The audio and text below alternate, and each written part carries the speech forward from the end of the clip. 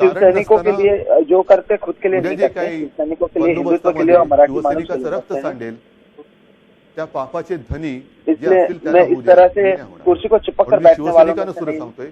पिछले बुधवार को मैंने आप सभी को तय किया था कि मैं वर्षा निवास स्थान को छोड़ मातोश्री में आऊंगा, आप सभी के मातोश्री में मैं आ चुका हूं। मुख्यमंत्री पदावरून उतरवलं, त्याचे आज मैं आप सभी से सब आप सभी के सामने वाटू द्या तो गोडवा त्यांना मुख्यमंत्री पद से मैं इस्तीफा देता हूँ। एक बड़ी खबर मुख्यमंत्री ने कहा है, आप लोगों ने मुझे काफी इस्तीफा दिया।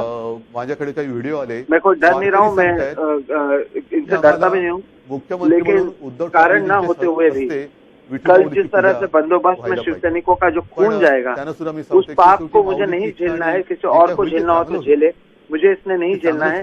इसलिए कल आप पढ़िए मत, मैं शिव सैनिकों से भी कहता हूँ, शिवसेना से सत्ता से नीचे निकाल सकते हैं। शिवसेना प्रमुख के बेटे को उन्होंने मुख्यमंत्री पद से निकाला, ये पुण्य उनके पास से रहने दीजिए, आप इनके सामने मत जाइए। देशात ठिकठिकाणी दंगली झाल्या, जातीय दंगली झाल्या, पण महाराष्ट्र मुझे आप लोगों का आशीर्वाद चाहिए और कुछ नहीं चाहिए। केवळ आणि केवळ तुम्ही समजदार माझी महाराष्ट्रातली जनता।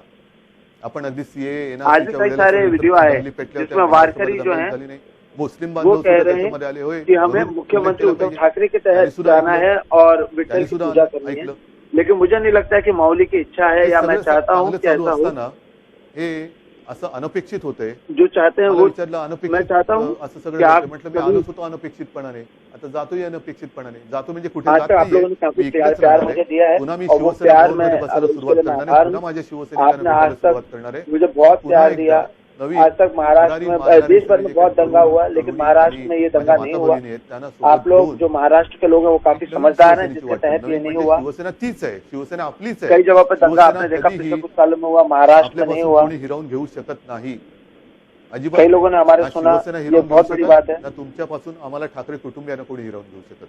सब कुछ सही से चल रहा था आणि और ये अनपेक्षित था। राजीनामा देतोय, आप अभी पूछ रहे कि अनपेक्षित क्यों है? विधान परिषद सदस्यत्वाचा मैं तो कह ही रहा हूँ कि अनपेक्षित है ही, यहीं पर रहूंगा, मैं कहीं जा नहीं रहा हूँ। और मैं शिवसेना को एक बार फिर से मिलने लगूंगा, शिवसैनिकों से मिल रहा हूँ और एक बार फिर से आप जो हमारे युवक हैं और माता हैं, भाई हैं, उन्हें आगे साथ में लेकर एक बार फिर से शिवसेना, एक नए शिवसेना की शुरुआत हुआ। लेकिन यही शिवसेना, नई शिवसेना यानी यही शिवसेना हमारी है, इसे कोई हमसे ले नहीं सकता है, बिल्कुल नहीं ले सकता है। तिकडे पलटत जाऊ द्या, तो मानवी स्वभाव ना कोई शिवसेना को हमसे ले सकता है, ना ठाकरे परिवार को आपसे अलग कर सकता है। हम यहीं पर रहेंगे और जिस तरह से मैं आज मुख्यमंत्री पद से इस्तीफा दे रहा हूँ, उसी तरह से मैं अपने विधान परिषद सदस्य से भी इस्तीफा दे रहा हूँ। एक बड़ी बात, एक और बड़ी बात है कि विधान परिषद से भी इस्तीफा दिया गया, क्योंकि मैं वहां पर गया हूँ जहाँ पर मुझे जाना ही नहीं था। अभी मैं जो हूँ आपके साथ में हूँ। एक बार फिर से आपको और आप मेरे साथ में मौजूद सभी मंत्री और कांग्रेस एनसीपी के विधायक और सभी सहकारियों का मैं धन्यवाद करता हूं। ये कुछ सहकारी ऐसे हैं जहां पर जो फल दिख रहा है वो वहां पर भाग रहे हैं, उन्हें भागने दीजिए, ये मानवीय स्वभाव है। मैं धन्यवाद कर रहा हूँ सभी पुलिस यंत्रणा, कलेक्टर और सभी का। मैं आप सभी का मन से आप सभी का धन्यवाद देता हूँ। जय हिंद, जय महाराष्ट्र। तो एक बड़ा घोषणा मुख्यमंत्री की ओर से की गई। अपने मुख्यमंत्री पद से तो इस्तीफा दिया ही उन्होंने, लेकिन साथ ही उन्होंने विधान परिषद की भी सदस्यता से इस्तीफा दिया। साथ ही साथ ये भी कहा कि मुख्यमंत्री शिवसेना उनकी है, कोई इनसे शिवसेना छीन नहीं सकता है। इस वक्त की ये सबसे बड़ी खबर है, मुख्यमंत्री उद्धव ठाकरे ने अपने पद से इस्तीफा दिया और विधान परिषद के सदस्यता से भी उन्होंने इस्तीफा दिया है। फेसबुक लाइव से वो लगातार संपर्क कर रहे थे।